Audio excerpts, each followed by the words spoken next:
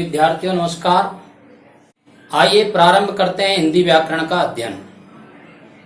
आज का हमारा हिंदी व्याकरण का जो प्रकरण है वह है काल।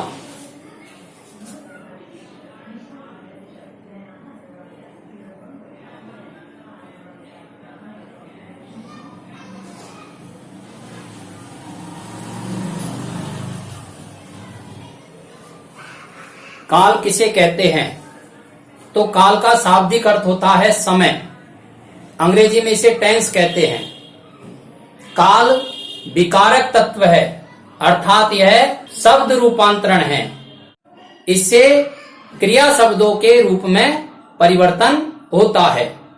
विकारक तत्वों से 4 शब्दों के रूपों में परिवर्तन होता है। ये हम प्रारंभ से सीख रहे हैं। संज्ञा, सर्वनाम, विशेषण और क्रिया। और विकारक जो तत्व है वह है लिंग, वचन, कारक, काल और पुरुष। तो काल भी शब्द रूपांतरण है।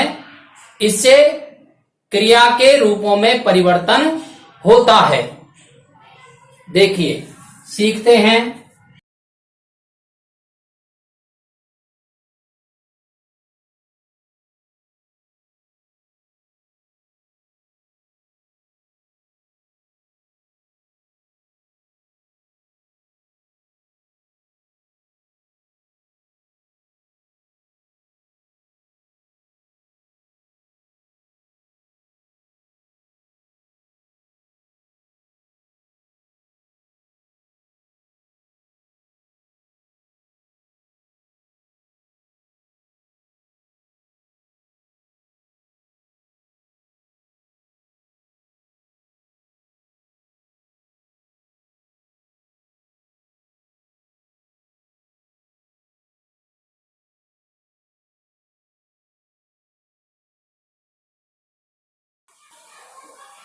काल का शाब्दिक अर्थ होता है समय। इसे टेंस कहते हैं। काल विकारक तत्व है, शब्द रूपांतरण है। इससे क्रिया शब्दों के रूप में परिवर्तन होता है।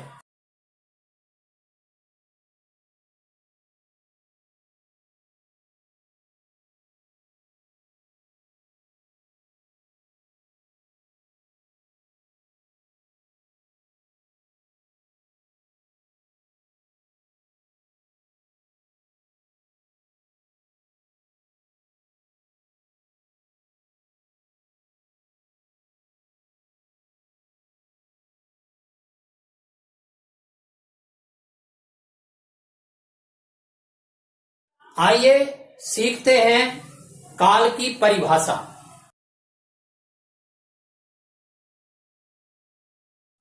काल की परिभाषा क्या है? क्रिया के करने या होने के समय का बोध क्रिया के जिस रूप परिवर्तन से होता है उसे काल कहते हैं। और छोटे रूप में यदि हम बोलना चाहते हैं तो क्रिया के करने या होने का जिससे बोध होता है उसे काल कहते हैं। तो काल की परिभाषा।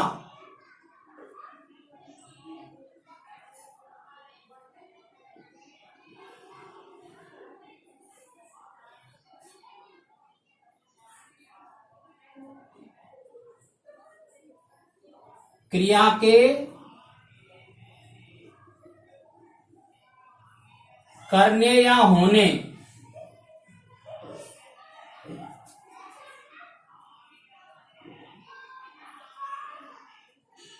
के समय का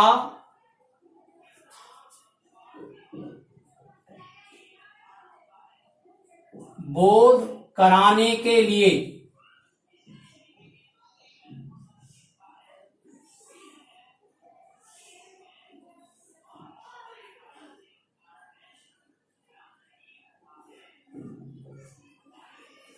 क्रिया के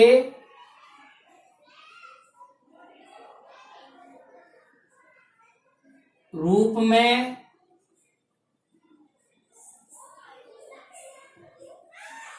परिवर्तन होता है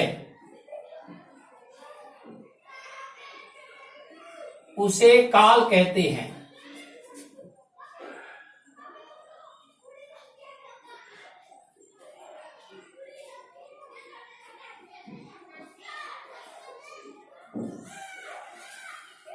काल क्रिया के समय का बोध कराता है। उदाहरण से समझिए, उदाहरण से अच्छा समझ में आता है। मैं पहले भी कह चुका हूं, परिभाषा हमें सीखनी है, लेकिन यदि उसे स्थायी रूप से याद रखना है तो उसके अधिकाधिक उदाहरण हमें पढ़ने चाहिए। देखिए, उदाहरण से समझिए।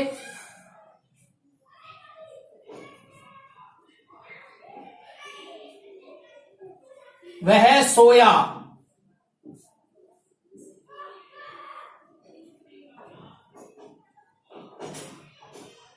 वह सोता है,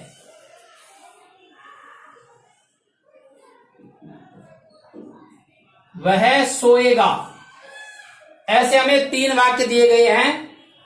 सोया, सोता है, सोएगा। ये तीनों सोना क्रिया है। इन उदाहरणों में सोना क्रिया के 3 रूप के समय का बोध हो रहा है। सोया, बीते हुए समय का बोध हो रहा है।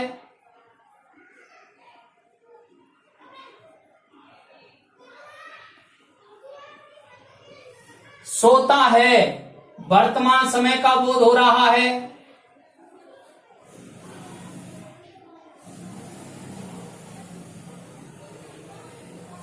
सोएगा, आगे आने वाले समय का बोध हो रहा है।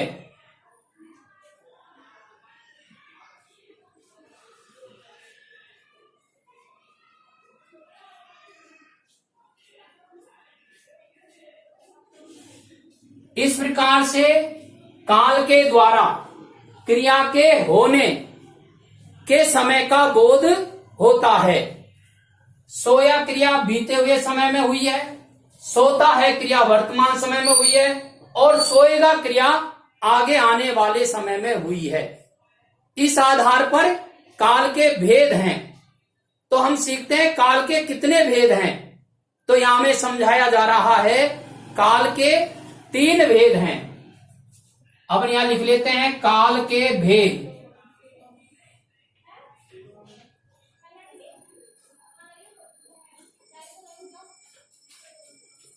काल के 3 भेद होते हैं। यहीं लिख देता हूं मैं सामने ही।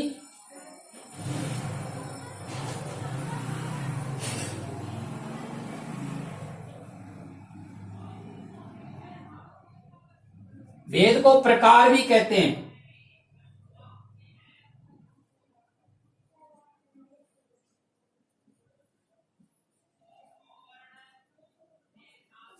अब हम समझते हैं 3 भेद कौन कौन से होते हैं काल के। तो काल का पहला भेद है भूतकाल। दूसरा भेद है वर्तमान काल।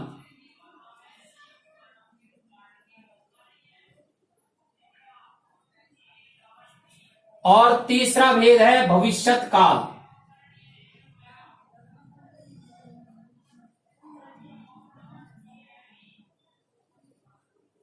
वर्तमान भूतकाल के द्वारा क्या सूचित होता है?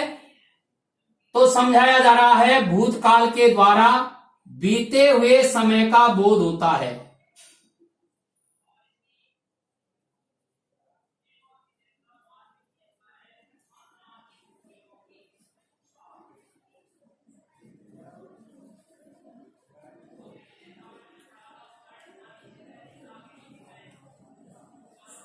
अपन इसको ऐसे भी कह सकते हैं, बीते हुए समय का जब बोध होता है तो उसे भूतकाल कहते हैं।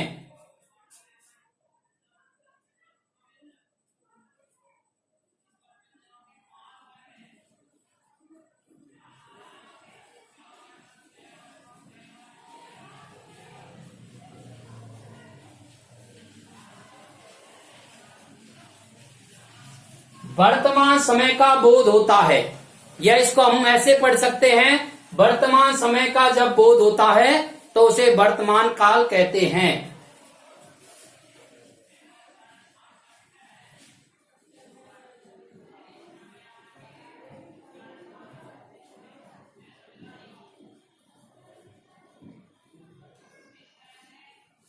आगे आने वाले समय का जब बोध होता है तो उसे भविष्यत काल कहते हैं। इस प्रकार से काल के तीन भेद हुए, भूतकाल, वर्तमान काल और भविष्यत काल। भूतकाल यानी बीते हुए समय का बोध होता है, वर्तमान काल यानी वर्तमान समय का बोध होता है और भविष्यत काल यानी आगे आने वाले समय का बोध होता है। इसको इस प्रकार से भी हम समझ सकते हैं।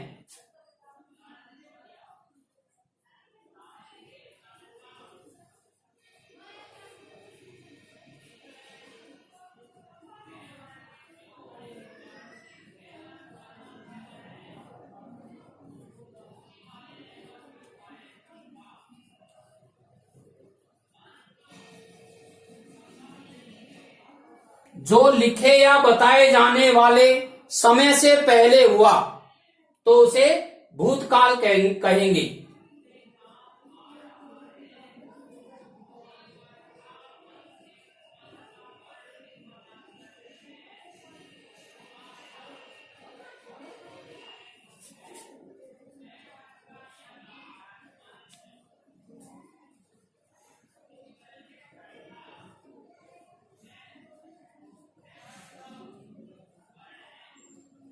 जो लिखे या बताए जाने के समय हुआ है उसे वर्तमान काल कहते हैं।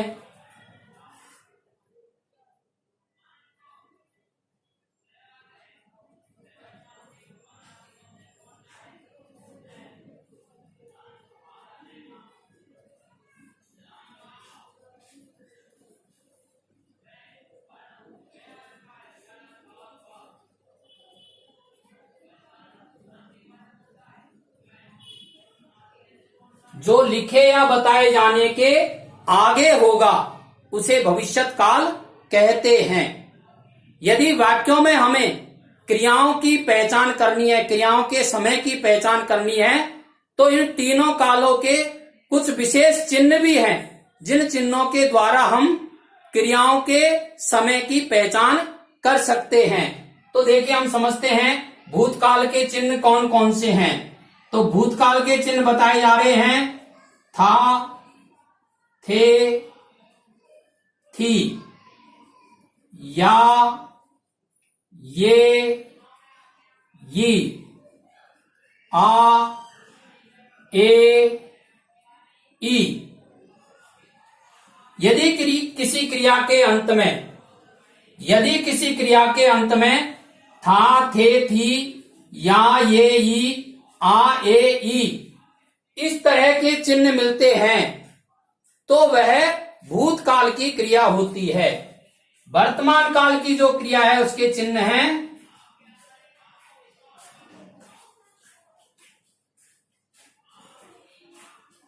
ता, ते, ती। ताते ती ऐसे चिन्ह हैं जिनसे वर्तमान काल की क्रिया का बोध होता है। और भविष्यत काल की क्रिया के चिन्ह हैं गा, गे, गी। ये इस प्रकार के चिन्ह हैं जिनसे भविष्यत काल की क्रिया का बोध होता है। तो भूतकाल को एक बार वापस से समझते हैं। भूतकाल क्या होता है? बीते हुए समय का बोध जब होता है तो उसे भूतकाल कहते हैं। जो लिखे या बताए जाने से पहले हुआ है यह भूतकाल है। यदि इसकी क्रिया को पहचानना है तो इसके चिन्ह था, थे, थी, या, ये, ई, आ, ए, ई। अब यदि इसके उदाहरण हम देखते हैं तो जैसे इसके उदाहरण है, पहला उदाहरण तो यही दिया है, वह सोया, अविनाश ने गाना गाया, गाड़ी जा चुकी थी, राकेश पुस्तक पढ़ता था। ये इसके उदाहरण हैं। ऐसे वर्तमान काल क्या है? वर्तमान समय का बोध जिससे होता है वह वर्तमान काल है। जो लिखे या बताए जाने के समय हुआ वह वर्तमान काल है। इसके चिन्ह ता, ते, ती। इसके उदाहरण हैं मोहन परीक्षा देता है, राकेश जाता है। इस प्रकार के वर्तमान काल के उदाहरण हैं। भविष्यत काल आगे आने वाले समय का जब बोध होता है तो वह भविष्यत काल है। जो लिखे या बताए जाने के आगे होगा उसे भविष्यत काल कहते हैं। इसके चिन्ह हैं गा, गे, गी। इसके उदाहरण हैं लड़का खेलेगा, राधा लेख लिखेगी, औरतें गीत गाएंगी। इस प्रकार से और इस प्रकरण में हमने काल किसे कहते हैं उसकी परिभाषा और काल के कितने भेद होते हैं और काल तीनों भेदों को संक्षेप रूप में हमने समझा है। क्रियाओं के चिन्ह क्या होते हैं ये हमने जाना है। अब आगे के वीडियो में हम तीनों कालों का विस्तार से अध्ययन करेंगे। आप इसका एक बार स्क्रीनशॉट ले लीजिए और समझने की दृष्टि से कम 2 बार इसको आप सुने।